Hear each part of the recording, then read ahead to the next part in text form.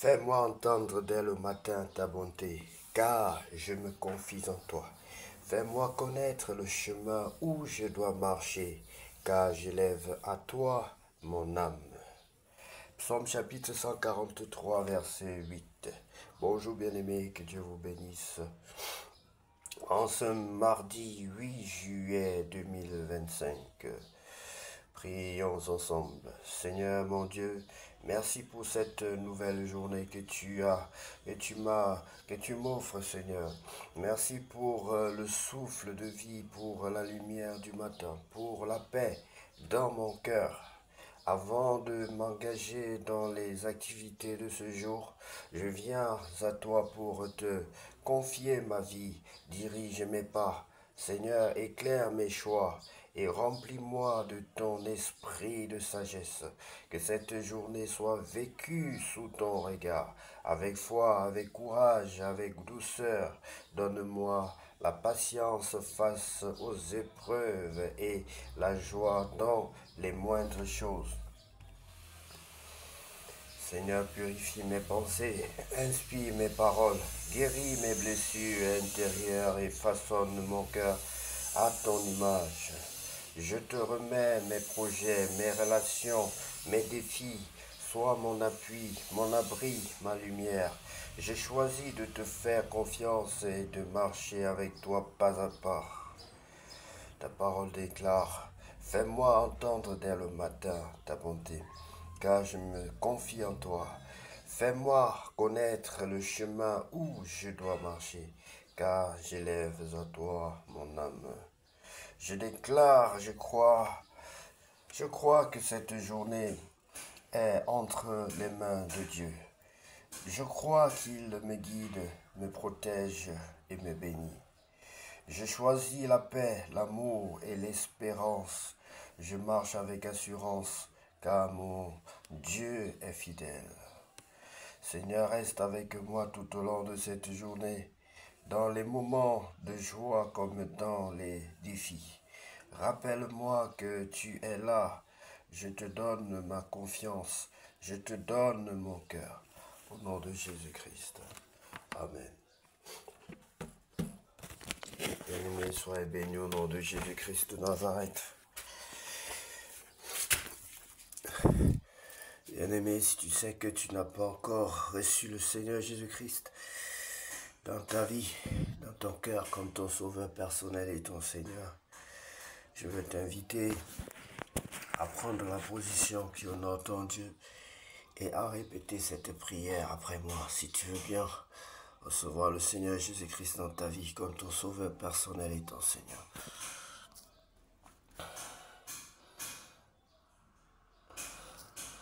Alors bien-aimé, si tu es prêt, tu vas répéter cette prière après moi. Seigneur Jésus-Christ, Seigneur Jésus-Christ, je reconnais que je suis un pécheur. Je reconnais que je suis un pécheur. Je t'invite dans ma vie comme mon sauveur personnel et mon Seigneur. Je t'invite dans ma vie comme mon sauveur personnel et mon Seigneur. Prends le plein contrôle de ma vie. Prends le plein contrôle de ma vie. Sans toi, je ne suis rien et je ne peux rien faire sans toi. Sans toi, je ne suis rien et je ne peux rien faire sans toi. Lave-moi par le sang de l'agneau.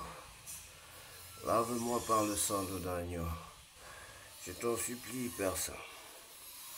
Je t'en supplie, Père Saint. Au nom de Jésus-Christ de Nazareth. Au nom de Jésus-Christ de Nazareth, j'ainsi prie. Amen. Sois béni, bien-aimé, si tu as invité le Seigneur Jésus-Christ dans ta vie. Sache que désormais, il t'accompagnera, il t'aidera dans toutes tes entreprises tant que tu lui feras confiance. Sache que les anges sont fiers de toi. Sache que Dieu est fier de toi. Cherche à plaire à ton Dieu bien-aimé tous les jours de ta vie. Demeure dans la parole de Dieu. Cherche à plaire à ton Dieu dans tes actions, dans tes paroles, dans ton témoignage. Par ton témoignage, je veux dire. Bien-aimé, nous allons lire la parole de Dieu ensemble dans le livre de 2 Samuel, chapitre 19. On vint dire à Joab, voici, le roi pleure et se lamente à cause d'Absalom. Et la victoire, ce jour-là, fut changée en deuil pour tout le peuple, car en ce jour, le peuple entendait dire le roi est affligé à cause de son fils. Oui, bien-aimé, là, Joab ne va pas être d'accord avec le roi, et il va se manifester. Ce même jour, le peuple rentra dans la ville à la dérobée comme l'auraient fait des gens honteux d'avoir pris la fuite dans le combat.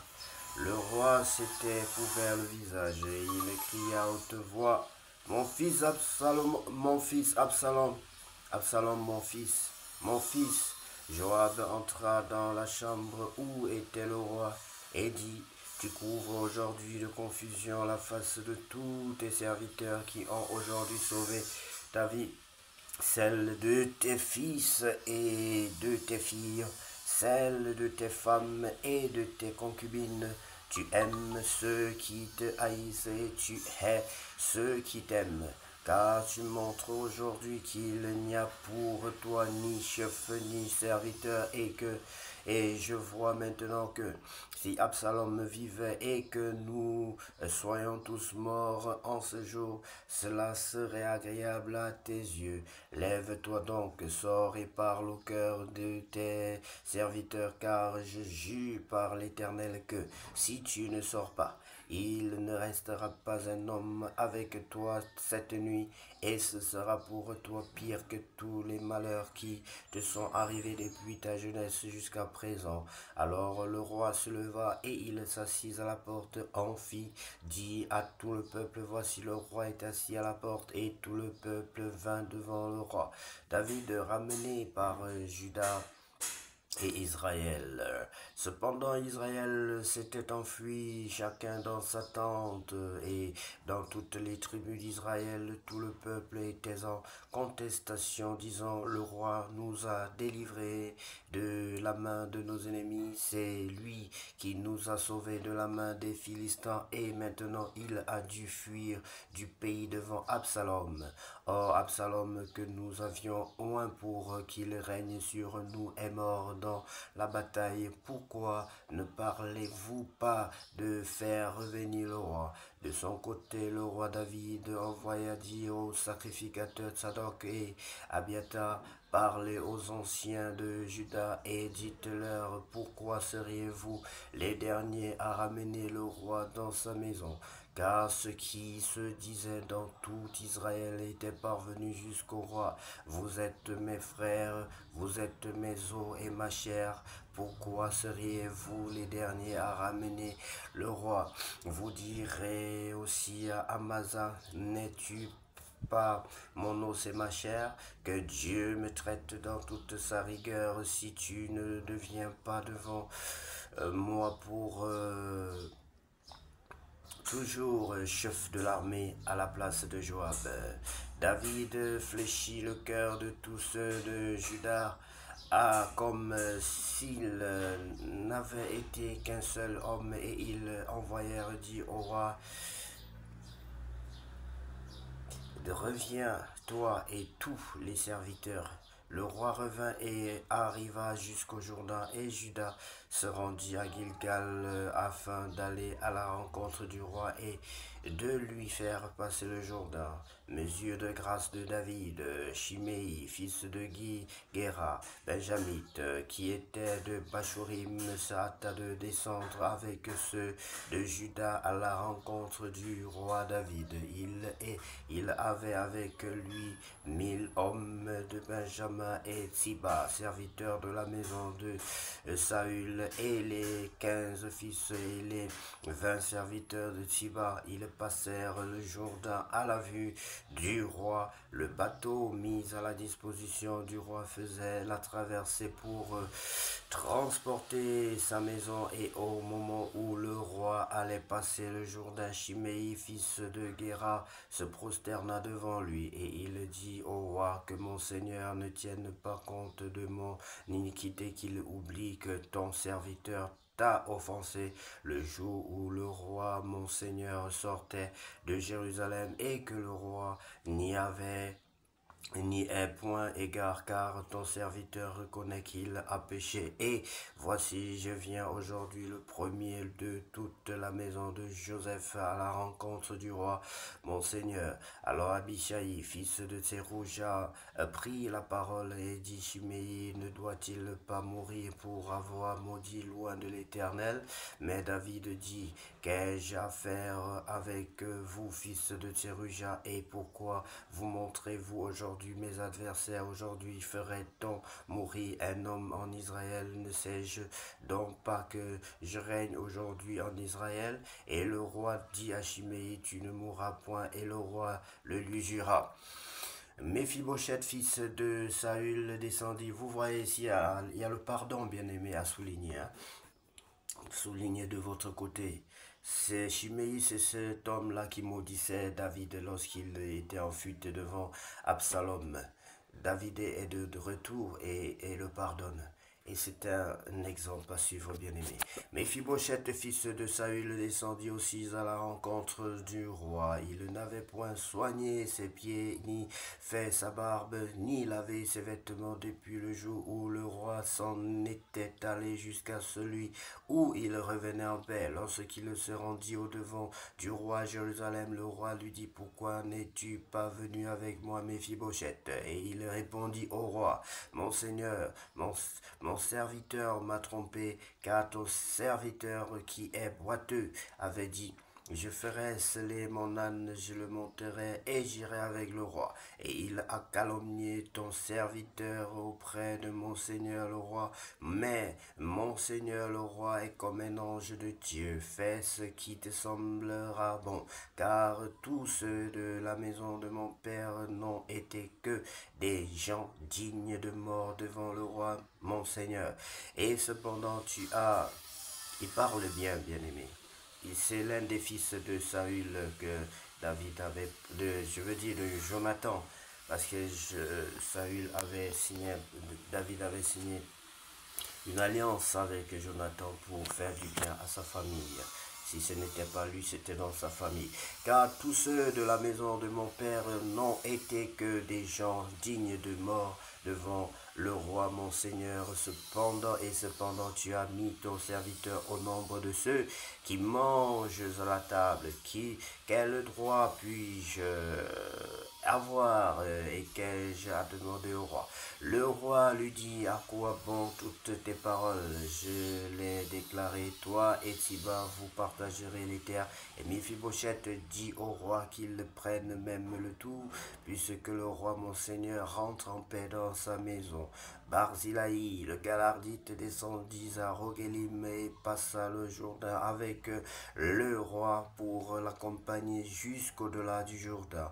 Seigneur, tu me dis que tu me donneras une terre, et non pas seulement une terre, mais une terre avec un sous-sol riche. Dieu me le dit instantanément, bien-aimé. Acheter des terres, c'est bien, mais si Dieu lui-même te donne une terre, on fouille la terre, on trouvera de l'or, on trouvera le diamant, on trouvera du pétrole, on trouvera du manganèse, on trouvera toutes les richesses nécessaires que Dieu met à ta disposition, bien-aimé. Ce n'est pas lorsque vous voyez ici David qui octroie les terres. La terre était une forme de grande richesse, de très grande richesse, ce que beaucoup ne comprennent pas, bien-aimé. Acheter une terre, c'est une très bonne chose. Barzillai était très vieux, âgé de 80 ans. Il avait, Seigneur, j'attends ma terre. Je veux acheter la terre. Fais cette prière, bien-aimé. Dis, Seigneur, je veux acheter ma terre. Merci parce que l'heure d'acheter la terre est arrivée. C'est pour cela que tu m'enseignes les bienfaits de la terre. Barzillai était très vieux, âgé de 80 ans. Il avait entretenu le roi pendant son séjour à Mahanaïm, car c'était un homme fort riche. Et Le roi dit à Barzillai, viens avec moi, je te nourrirai chez moi à Jérusalem. Mais Barzillai répondit au roi, combien d'années vivrai-je encore pour que je monte avec le roi à Jérusalem? Je suis aujourd'hui âgé de 80 ans, puis-je connaître ce qui est bon et ce qui est mauvais?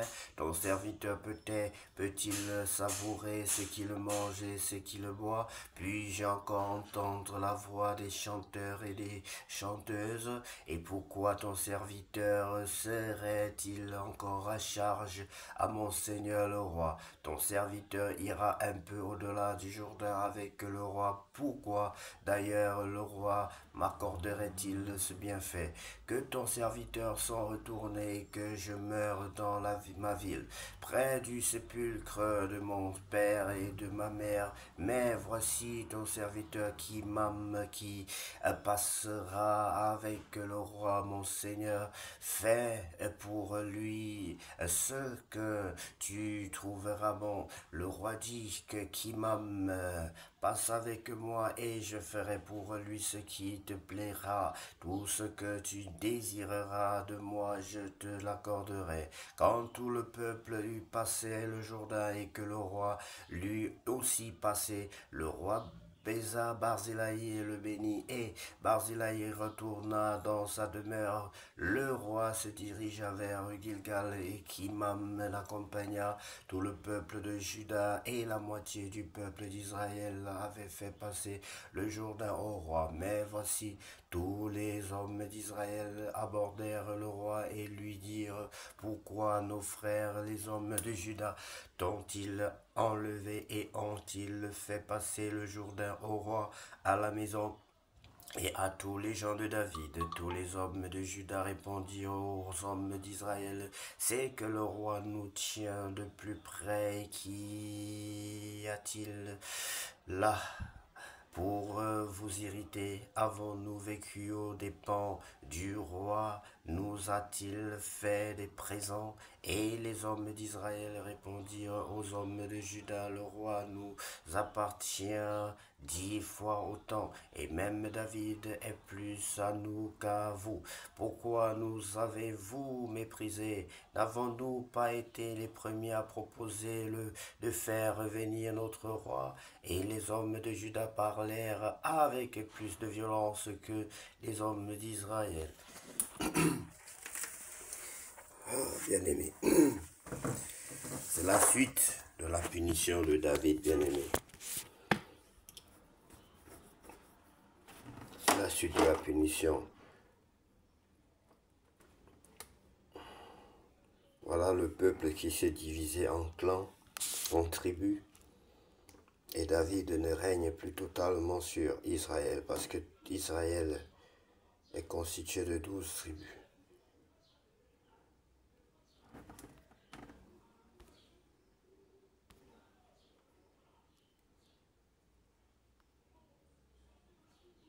Bien-aimés, hier nous avons commencé à lire cette histoire et nous comprenons que le péché est quelque chose de très très mauvais. Dieu peut ne pas te punir le jour même que tu pêches, même pas un jour après, même pas 2 jours après, même pas 1 an après, même pas 2 ans après. Les gens qui vous font du mal, là, qui commettent le péché, bien-aimé, ils finissent par le payer. C'est l'âme qui pêche qui mourra, dit l'Éternel.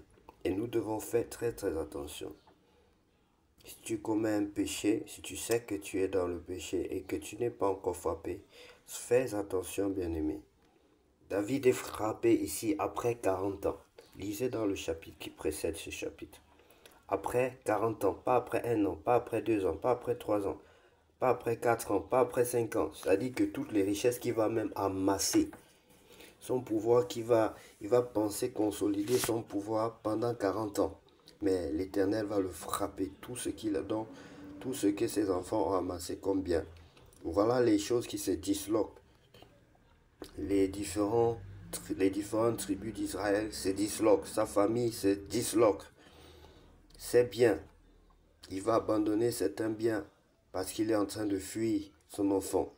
Il ira à gauche, à droite, il sera instable. Il sera instable, il va se retrouver en guerre, en train de fuir son propre fils. Pas les Philistins, mais son propre fils. Et son fils va mourir. Il va perdre ses enfants. Il va connaître beaucoup de malheurs dans sa famille bien-aimée. Et nous prions l'Éternel de nous épargner du mal. Dans la prière de notre Père, Dieu dit quand vous priez, dites Seigneur, épargne-nous du mal. Délivre-nous du mal. C'est-à-dire, épargne-nous du mal. Épargne-nous du mal. Épargne-nous du péché. Épargne-nous de tout ce que tu n'aimes pas. Épargne-nous, Seigneur, aujourd'hui. Épargne-nous du mal. Délivre-nous du mal. Délivre-nous de tout mal en nous. Lave-nous. Extirpe le mal en nous. Détruis le mal en nous. Et que nous soyons des enfants selon ton cœur. C'est notre prière, Seigneur. Au nom de Jésus. Bien-aimé, puisse cette journée être la plus belle des journées. Une journée remplie de gloire, de la gloire de Dieu. Au nom de Jésus-Christ, nous avons ainsi prié. Amen.